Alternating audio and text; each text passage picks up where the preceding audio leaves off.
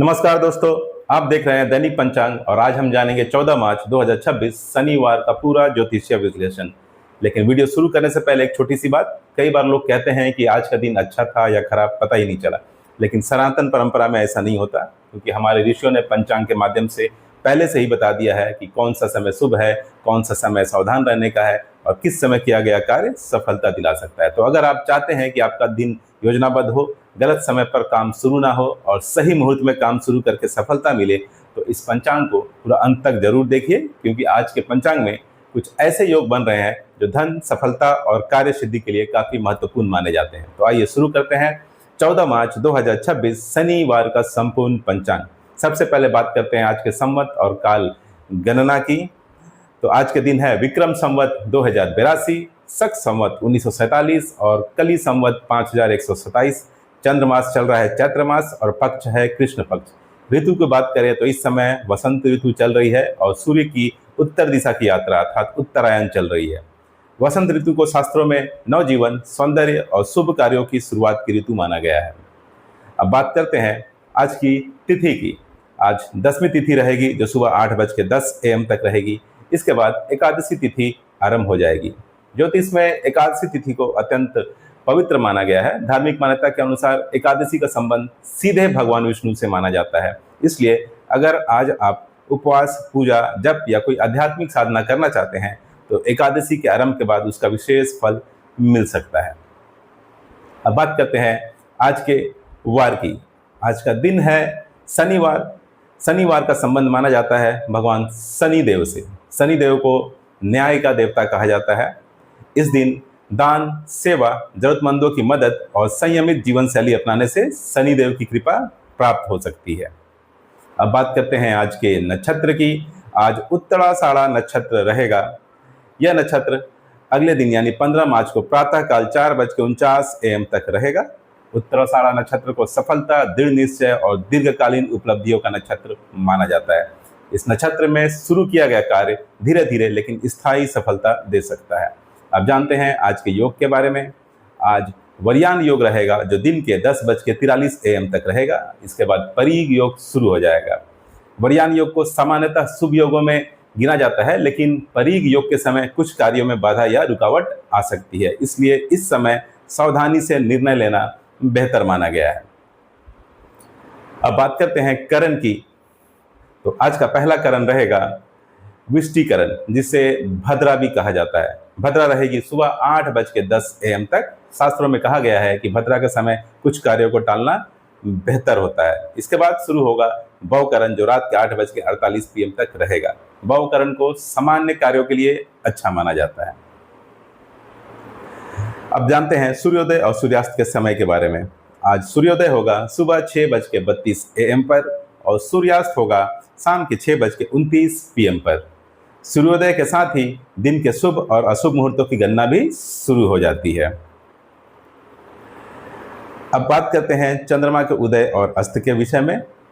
तो आज चंद्रास्त होगा दोपहर 1:53 PM पर और चंद्रोदय होगा अगले दिन यानी 15 मार्च को प्रातःकाल 4:10 AM पर। चंद्रमा का प्रभाव हमारी भावनाओं, मन और मानसिक स्थिति पर पड़ता है। इसलिए चंद्रमा की स्थिति ज्योतिष में बहुत ही ज़्यादा महत्वपूर्ण मानी जाती है। अब जानते हैं सूर्य और चंद्र की राशियों की स्थिति के बारे में। आज सूर्य राशि कुंभ रहेगी।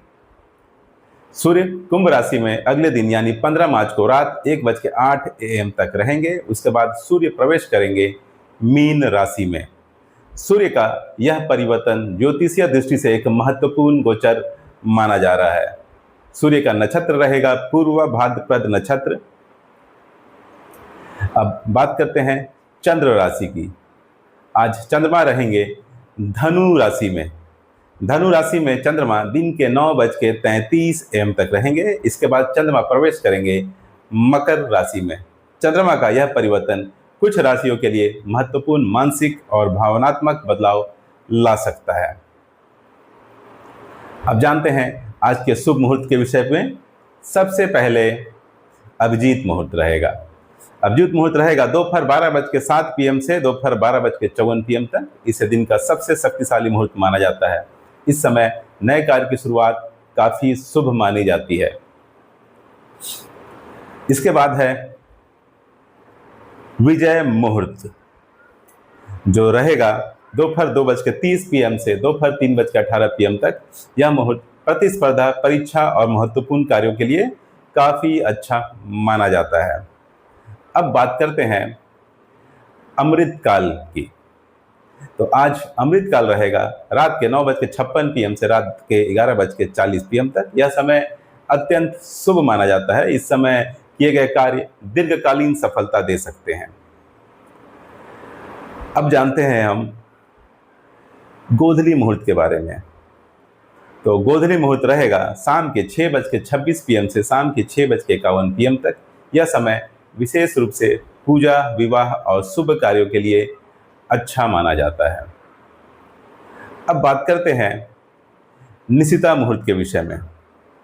निशिता मुहूर्त रहेगा अगले दिन यानी 15 मार्च को रात के 12:06 AM से 12:54 AM तक। यह समय विशेष तांत्रिक और आध्यात्मिक साधनाओं के लिए महत्वपूर्ण माना जाता है। अब जानते हैं ब्रह्म मुहूर्त के विषय में। तो आज ब्रह्म मुहूर्त रहेगा प्रातःकाल 4:56 AM से प्रातःकाल 5:44 AM तक। यह समय ध्यान, योग और साधना के लिए सबसे श्रेष्ठ माना जाता है। अब हम बात कर लेते हैं अशुभ मुहूर्तों के विषय में। सबसे पहले राहु काल। आज राहु काल रहेगा दिन के 9:31 AM से दिन के 11:01 AM तक। इस समय नए कार्य शुरू करना टालना चाहिए। इसके बाद है गुलिक काल, जो रहेगा सुबह 6:32 AM से सुबह 8:02 AM तक। और अब यमगंड काल, जिसे हम यमराज का समय भी कहते हैं। यमगंड काल रहेगा दोपहर के 2 PM से दोपहर के 3:30 PM तक। इस समय नए शुभ कार्य शुरू करने से बचना चाहिए। अब बात करते हैं भद्रा की। आज भद्रा रहेगी सुबह 6:32 AM से सुबह 8:10 AM तक। और भद्रा का वास रहेगा पाताल लोक में। जब भद्रा पाताल में होती है तो उसका प्रभाव पृथ्वी पर अपेक्षाकृत कम माना जाता है। आज का दिशाशूल रहेगा पूर्व दिशा में, इसलिए अगर बहुत जरूरी ना हो तो पूर्व दिशा की यात्रा से बचना बेहतर माना जाता है। तो दोस्तों, यह था 14 मार्च 2026 शनिवार का संपूर्ण पंचांग। अगर आप रोजाना ऐसे ही विस्तृत पंचांग और ज्योतिषीय विश्लेषण देखना चाहते हैं तो वीडियो को लाइक जरूर करें और चैनल को सब्सक्राइब करके घंटी जरूर दबाएं, ताकि हर दिन का सही समय और सही मुहूर्त आप तक सबसे पहले पहुंच सके। तब तक के लिए धन्यवाद। जय श्री कृष्ण।